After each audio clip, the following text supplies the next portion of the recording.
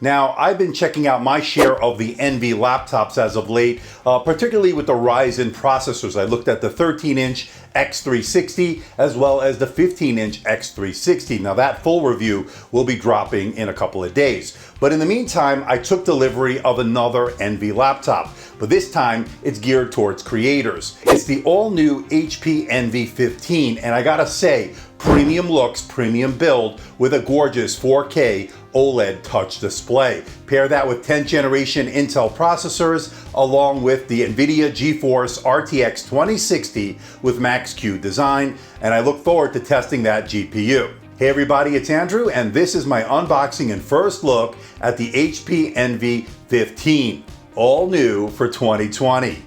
Coming up. Want to see more videos like this? Why not hit that subscribe button and make sure you hit that notification bell? This way you'll be alerted every time I upload a new video. And make sure you follow me on social media, especially Twitter and Instagram. It's on those platforms I post a lot of the updates. And why not join my new Discord server? It's a great place for me to interact with the community, and I'll post updates there as well. Hit that link in the description below. And today's video is brought to you by our new members who have contributed this month to help support the channel. If you're interested in becoming a new member, hit that join button below. And in the interest of transparency and full disclosure, I'm not being paid by HP, I'm not being sponsored by HP. All the opinions you're about to hear are my own, and no one is seeing this video before it's released. This review unit is on loan from HP, and once this review is done, I'll be sending it back. Okay, let's talk pricing, and I actually think it's pretty competitive. I like what they're doing here. Now, it starts at $1149.99. They get you a Core i7-10750H, a 6-core 10th generation processor from Intel, 256 gigs of SSD storage.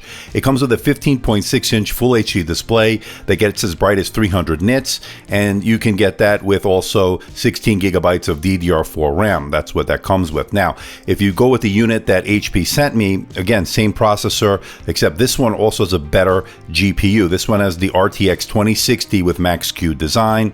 This also has a better display, 15.6-inch UHD OLED display with a 4K resolution that can get as bright as 400 nits. We'll get into that as well.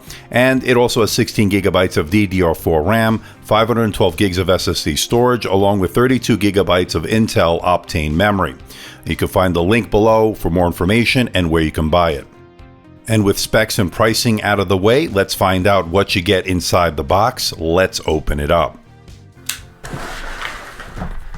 Inside the box, you get some documentation along with some warranty information. You also get a pretty robust 200-watt power adapter that uses a barrel pin connector and an extension cord. Now, holding the unit for the first time, the first thing I'm struck by is how premium, how high-end this is with its all-metal design. Now, comes in only one color. It's silver, and I actually like it. It's a nice, clean, sleek, minimalist look. I really do like this design. And according to HP's website, this comes in at 4.74 pounds or 2.13 kilograms, and not the lightest, certainly not the heaviest 15-inch laptop I've seen.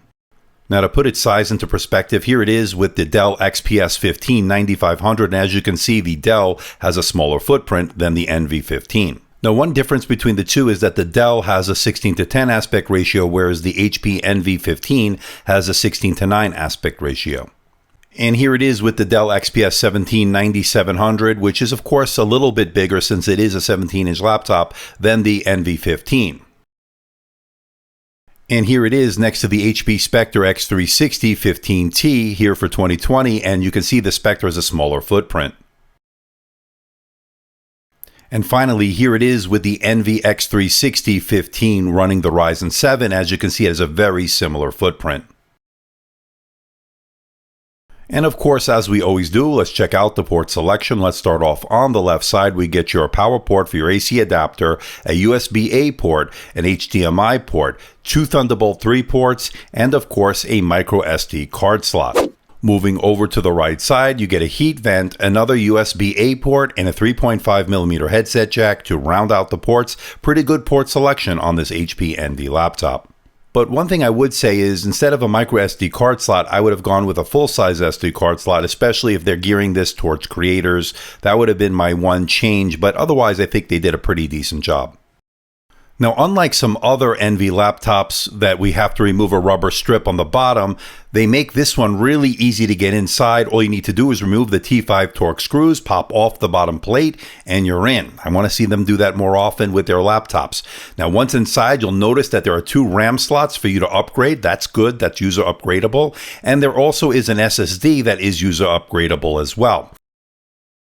Now, the Wi-Fi card is soldered into the motherboard. You won't be able to upgrade that, but the good news is it's a Wi-Fi 6 Bluetooth combo, so it is future-proof. It's all working well so far.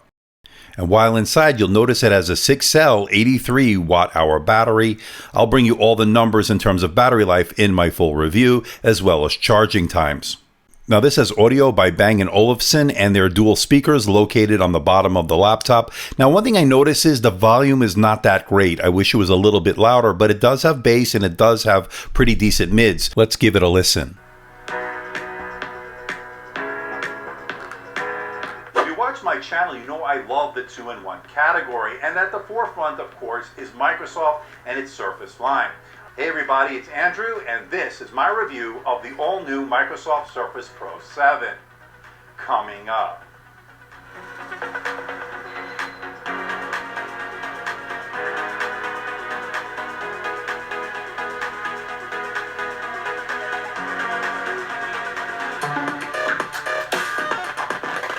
And for those wondering, yes, you can open the lid with one finger. Now, as far as the keyboard is concerned, I'm actually liking it so far. Really good tactile feedback, good key travel, and really comfortable to type on for extended periods of time. Has a really nice multi-stage backlight, allowing you to get work done in a dark room or a dimly lit environment, and I thought it worked well.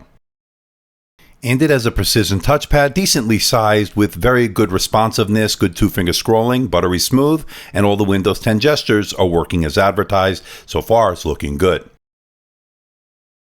Okay, let's talk about the display. What we're looking at here is a 15.6-inch 4K OLED display with a resolution of 3840 by 2160. It's got some really deep blacks, very vibrant colors, and it does get bright. Now, they're claiming up to 400 nits of brightness. I still have to do all my testing, but it looks like it's a very bright display. But you will notice that it is a glossy display, so we'll see how it fares in direct sunlight when you're outdoors, but it looks like it's a really high-end display. Again, really deep blacks, good contrast. I'll bring you all the numbers in my full review. Now, this display is also a touch display. It's actually working really well. And with an 82.6% screen-to-body ratio, you're looking at very slim side bezel, slim top bezel, and you will notice that bit of a chin on the bottom bezel. The webcam's located on that top bezel, but it's not Windows Hello compatible since it's not an infrared camera. So this is the front-facing camera on the HP Envy 15, all new for 2020. And I gotta say, very impressed with this edition, this Creator Edition. It's actually really, really good. Good specs, good build quality. 720p, 30 frames per second webcam. I think it's okay.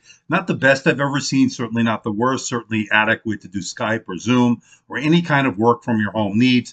This will get the job done. But I'm curious to know what you think. Let me know in the comment section below. It has a dedicated key on the keyboard to turn off your camera or your microphones. That's great, especially when you're working from home. I like having physical keys for those controls.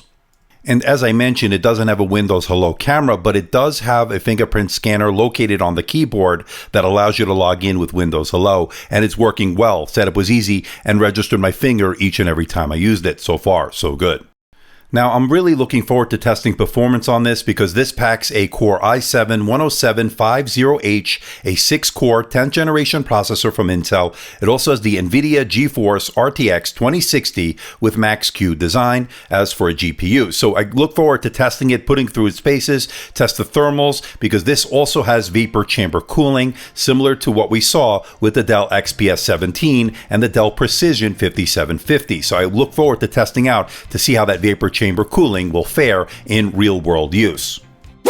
But so far, about 48 hours in, I'm actually seeing pretty good results. I like what they did here with this minimalist look and really premium look and feel. It all is coming together really well. Of course, stay tuned. That full review will be coming very soon.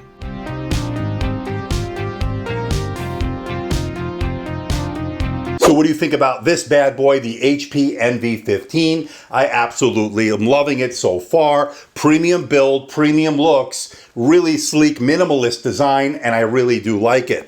Now, one of the things you're going to love about this is the fact that this is not only running 10th generation Intel processors, this has the Core i7-10750H, a 6-core processor, but it also has the NVIDIA GeForce RTX 2060 with Max-Q design GPU. And performance so far has been pretty good. Of course, I still need to do all my testings to bring you the benchmarks and the numbers in my full review. But so far, it's looking good. Now, as far as that display, it is absolutely gorgeous. 15.6-inch UHD OLED display that is simply phenomenal. I'm really loving it so far. I like the fact that it is a touch display, which gives it some added functionality, and it's also really bright. It's got sharp colors, and it really covers the color gamut really well. We'll get into that, of course, in that full review. I think I like the price on this. It's a really good price to performance ratio. Not too expensive, but it is a high-end, very premium device to compete with the likes of the Dell XPS 15, maybe even the Dell XPS 17 due to the GPU. Now, I'll put this head-to-head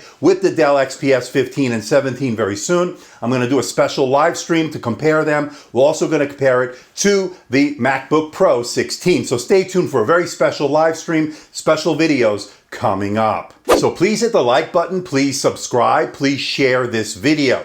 Don't forget to leave a comment in that comment section below. Let me know how I'm doing. Let me know if there's a device or something out there you think I should review. I'll do my best to try to make that happen. Don't forget to check me out on Facebook, Twitter, Instagram, and of course my website, amdtechreviews.com. So until next time, this is Andrew from AMD Tech. See ya.